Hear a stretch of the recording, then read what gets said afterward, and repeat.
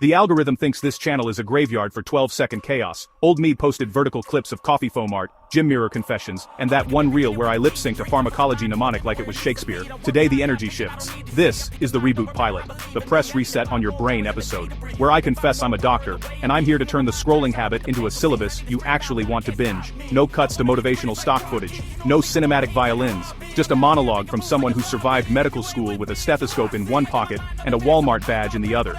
Consider this the orientation video the universe forgot to attach to your enrollment email. Medical school is advertised as a noble path of service. It is also a scavenger hunt designed by a committee of over-caffeinated gods who hid the clues under Latin, Greek, and the photocopier on the library's third floor. The trick is not to lose your sense of humor while you're losing your hair to biochemistry.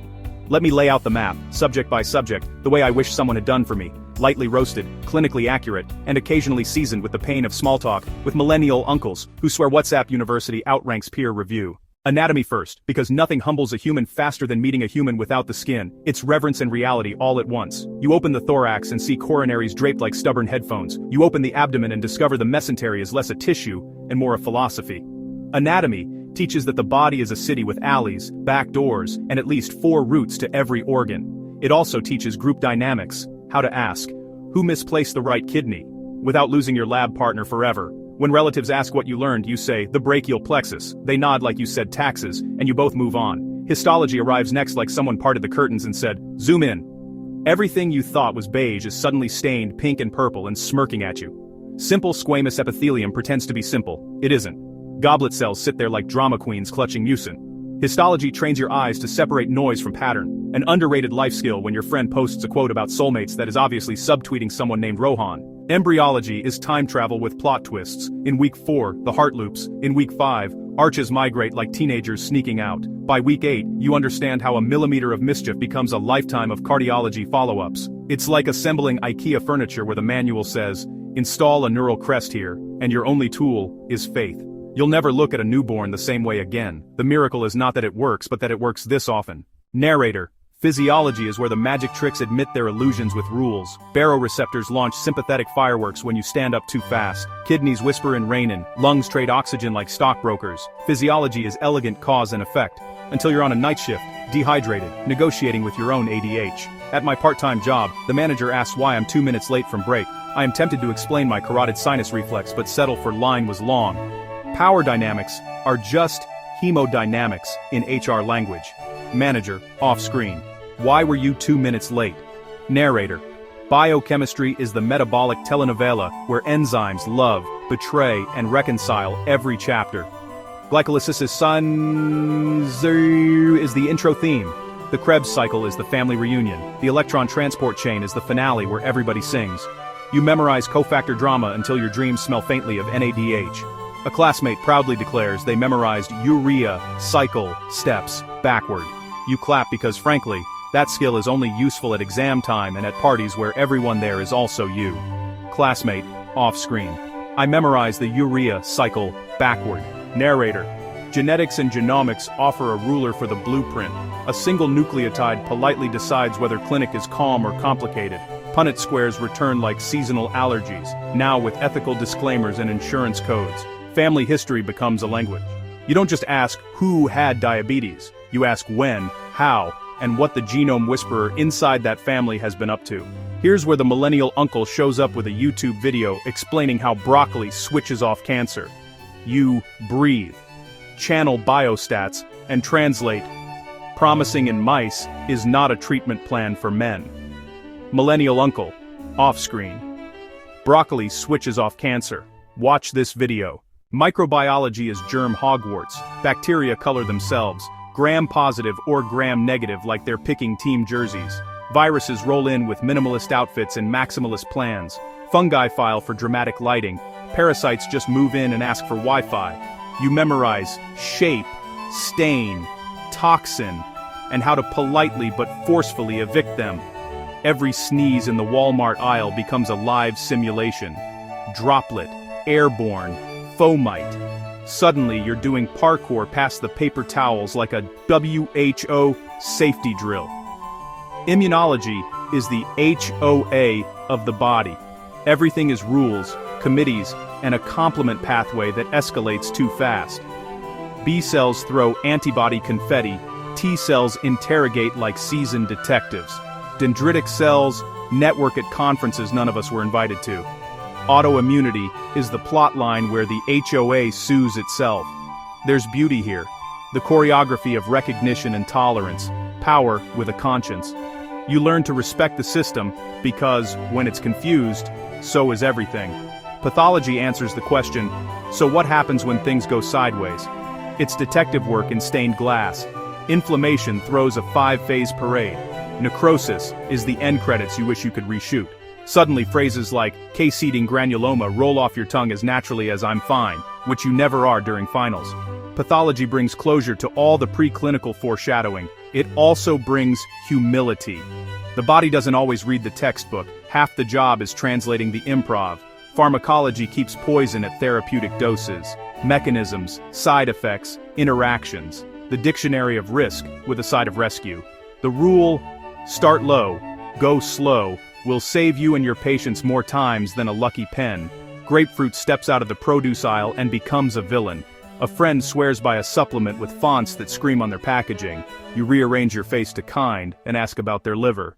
Epidemiology and biostatistics are the lie detectors. You learn to spot survivorship bias, confounding, absolute risk, relative risk, the way numbers can seduce or mislead. Overnight, headlines look naked. The library's orthodox guardian tells you to keep your voice down, and your conclusions modest. It's the best research advice anyone will ever give you. Confidence intervals become your emotional support animals. Behavioral science and ethics remind you medicine is people, not puzzles. Communication isn't garnish. It's the entree. The conversation where you sit with someone's fear without trying to fix it in the first sentence. That's a procedure. Consent is dialogue, not a signature.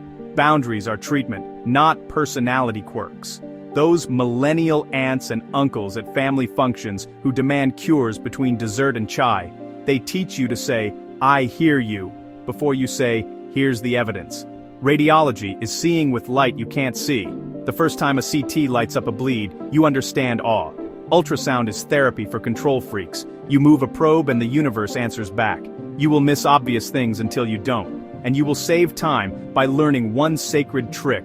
Always find the clavicle, the rest will follow.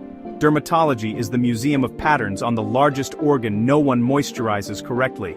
Half the job is detective work, the other half is convincing adults not to excavate their own faces. You'll field 3 a.m. messages that are definitely mosquito bites and end with, please use sunscreen.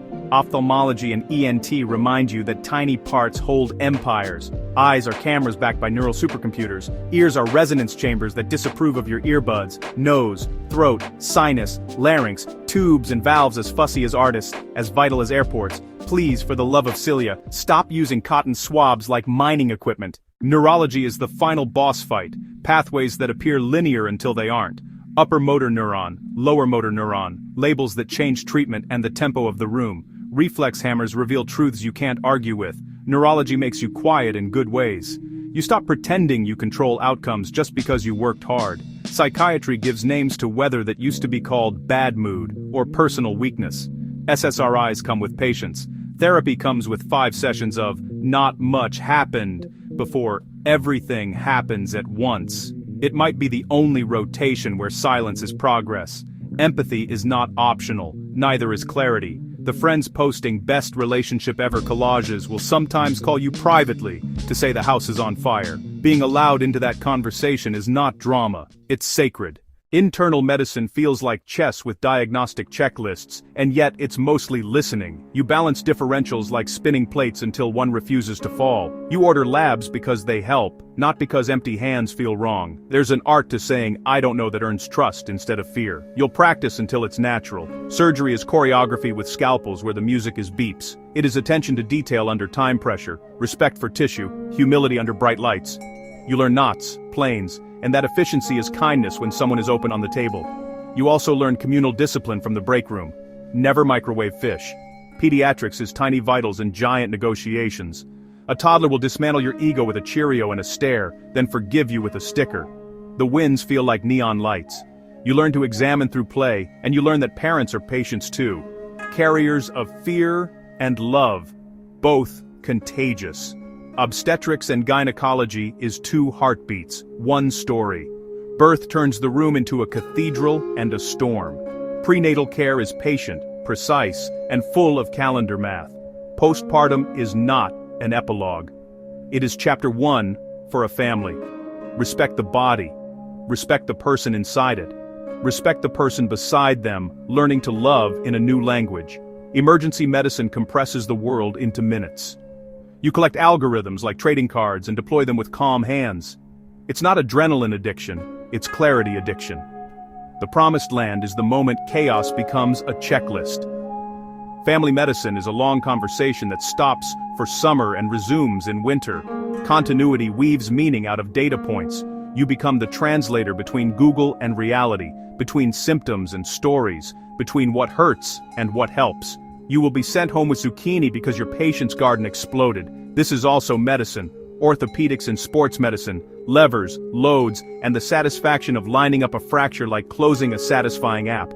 The human body is a suspension bridge. We pretend it's a couch. Your Walmart manager will ask you to lift pallets solo. You'll explain ergonomics and the concept of a spine. If they insist, that's a consult for occupational health and a sermon on torque. Radiation oncology, anesthesiology, urology, nephrology. There are more kingdoms, each with dialects. The point is not to memorize their capitals today. The point is to learn how to enter a new land respectfully and pick up the language without mocking the accent. And because I'm bilingual in MBBS and BHMS, let's talk the homeopathic canon for a moment. Materia medica is character study at molecular scale, remedies as personalities, modalities as moods, the art of pattern matching lived experience to therapeutic narrative. Organon of Medicine is the philosophy seminar you didn't know you needed. What is disease? What is cure? What is the physician's contract with the person before them? Repertory is the librarian's, index to the human condition. It trains your mind to triangulate symptoms without losing the patient in the map. Homeopathic pharmacy insists on rigor in preparation.